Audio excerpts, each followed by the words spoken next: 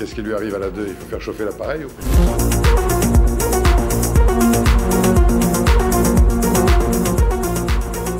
C'est une pratique qui se développe fortement. Ça pose déjà un premier problème, le problème de la déontologie. Lorsqu'on incarne une fonction d'État, lorsqu'on incarne une autorité d'État, avec une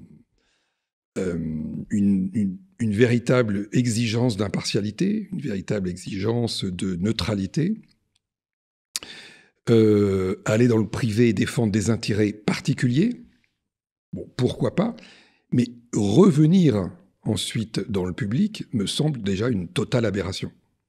Parce qu'à ce moment-là, à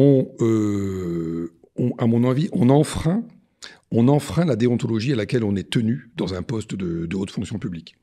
De toute façon, on garde toujours des liens avec l'entreprise privée précédente. Donc là, déjà, il y a un premier problème. Et à mon sens, le fait que le pantouflage se développe est à mettre en relation avec cette perte morale que j'évoquais au début, qui fait qu'on ne se sent plus responsable d'une mission absolument importante, qui est cette mission de haute fonction publique, cette mission de serviteur de l'État. Et on prend ça comme un passage dans la carrière, alors que c'est d'une noblesse toute particulière et que ça devrait être pris comme tel. Aujourd'hui, que ce ne soit pas pris comme tel, renvoie, à mon avis, à une perte de notion de déontologie et à une perte d'une certaine conception de ce type de métier. Corruption financière, moi j'ai pas vu ce genre de problème-là. Par contre, dans mon livre, je parle de corruption morale. C'est-à-dire que je parle de personnes qui ont perdu la foi dans leur pays, qui sont devenus cyniques, qui sont devenus calculateurs, qui, parce qu'ils vivent dans l'impunité, développent des vices qui sont insupportables. Mais j'ai vu des gens aussi peureux, des gens frileux. Vous savez, les gens les plus courageux, finalement, ou ceux qui vont être les meilleurs, c'est ce que j'ai vu, et j'en ai vu 2 comme ça, qui étaient remarquables, qui avaient des vrais tempéraments de capitaine d'industrie.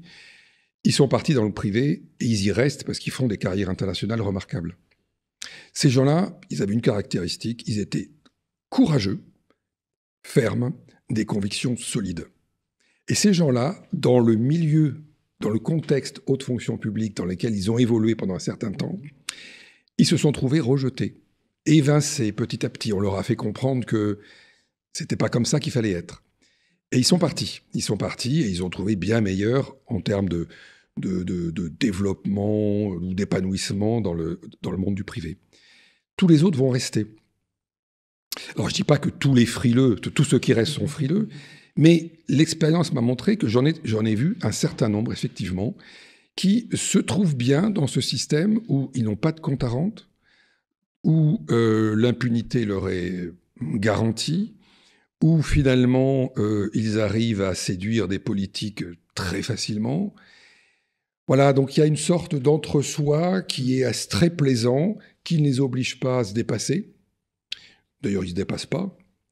Ils ne cherchent pas à en savoir plus ou à développer leurs connaissances. Ils vivent sur une sorte d'acquis pendant des années, des années, des années. Voilà, j'ai plutôt vu ça que de la corruption financière. Et c'est pour ça que je parle de corruption morale à ce niveau de poste. Et ça peut construire, et ça peut, dériver ou aboutir à des désastres industriels. Et je reviens sur l'évolution des ports depuis 40 ans. Pour moi, c'est un scandale absolu. Et c'est un sujet qui n'est absolument pas évoqué. Absolument pas évoqué. Alors, on parle... Là, on va chercher on explique qu'il n'y a plus d'argent pour les retraites, qu'il faut faire travailler plus les gens, qu'on va précariser de nombreuses personnes. Et à côté de ça, j'ai plutôt l'impression que tout un groupe de personnes, de hauts fonctionnaires, ont fait insuffisamment leur travail dans les ports, par exemple, mais à mon avis, c'est dans tous les secteurs de la grande administration française. Et que si le travail avait été bien fait, des milliards de retombées économiques auraient innervé le pays, des centaines de milliers d'emplois auraient été créés.